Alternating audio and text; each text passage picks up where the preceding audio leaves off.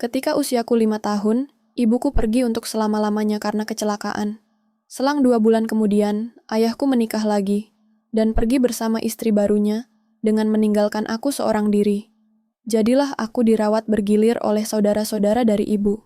Mungkin karena aku menjadi beban untuk saudara-saudara ibu, aku jadi tidak disukai dan diperlakukan kurang baik. Ditambah lagi ayahku benar-benar pergi entah kemana, tanpa pernah mengirimkan sepeser pun uang untuk aku, anaknya. Sering aku nangis rindu ibu, mau ikut ibu, tapi siapa yang peduli? Meski sudah berusaha untuk menjadi anak baik, nyatanya tante-tanteku tidak menyukaiku. Pernah, saat ikut tinggal bersama Tante Iwa, aku hanya boleh tidur di dapur. Ketika malam aku mau belajar, lampunya langsung buru-buru tante matikan. Harus hemat, katanya. Di sekolah aku tidak punya teman, mungkin karena penampilanku yang dekil, tak terurus. Sama tante juga kadang tidak boleh mandi pagi, lagi-lagi harus hemat, katanya. Pindah tinggal di rumah Tante S pun, hidupku masih belum membaik, waktu itu usiaku 8 tahun. Pulang sekolah, aku harus langsung membantu tante di warung makan miliknya, untuk cuci-cuci piring dan bersih-bersih. Sering sapu melayang ke tubuhku jika hasil pekerjaanku kurang bersih. Pernah juga aku disiram dengan air kobokan, karena aku mengantuk. Makananku adalah sisa-sisa dari orang yang makan tidak habis. Dari aku kecil sampai besar, aku selalu memakai pakaian bekas dari sepupu-sepupuku. Sering aku dibully anak-anak dari tante, disuruh ini dan itu. Ya, aku dijadikan pembantu mereka. Tapi aku tidak bisa melawan, karena aku masih menumpang. Aku bahkan sering meminta maaf pada hal-hal yang tidak pernah aku lakukan, agar aku tidak diusir. Setelah SMA, aku pindah ke rumah Tante A. Tante A ini tante yang paling baik, tapi hidupnya kekurangan. Makanya waktu SMA, setelah pulang sekolah, aku langsung kerja part-time di sebuah mall, jaga toko aksesoris di basement.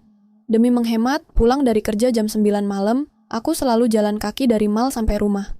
Jaraknya kurang lebih 5 kilometer. Sering, waktu awal-awal kerja part-time, aku hanya minum air keran dari mushola di basement. Ada satu waktu, aku benar-benar lapar. Sisa uangku cuma 4.000. Langsung aku belikan bakso yang ada di seberang mall sambil bilang, "Mang, bakso 1 ya, tapi nggak pakai bakso, minyak aja, soalnya saya nggak suka bakso." Hahaha. Padahal aku berbohong, si mamangnya sampai ketawa. Ketika aku kelas 3 SMA, setelah pulang kerja, aku dihampiri seorang laki-laki dewasa. Lelaki tersebut meminta tolong padaku untuk memberinya uang untuk pulang. Beliau di jalan katanya dihipnotis. Dompet dan uangnya diambil semua.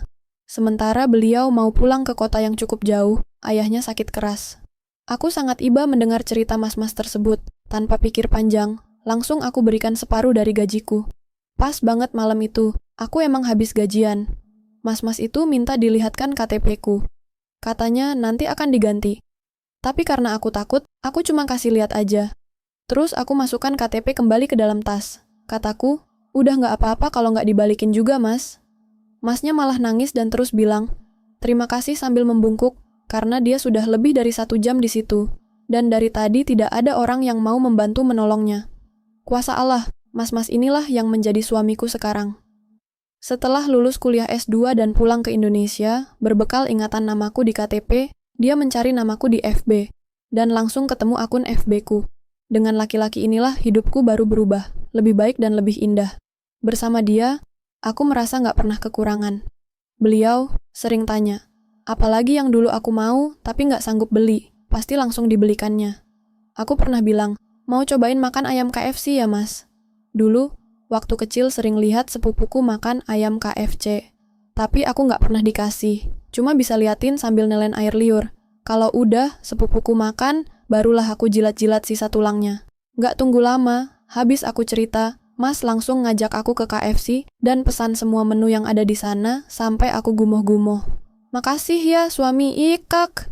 Waktu acara lamaran, aku ditanya, mau mahar apa? Kebetulan aku habis dengerin ceramahnya Ajim. Katanya, wanita yang paling baik itu yang mudah maharnya. Dan, oke, aku mau jadi wanita baik yang itu. Aku bilang, kalau kakak hafal surat Ar-Rahman, itu aja yang jadi maharnya. Tapi langsung ditolak sama keluargaku. Katanya, jangan, nanti ngantuk kelamaan nungguin selesai baca ngajinya. Hahaha. Akhirnya aku minta mas 1 gram aja.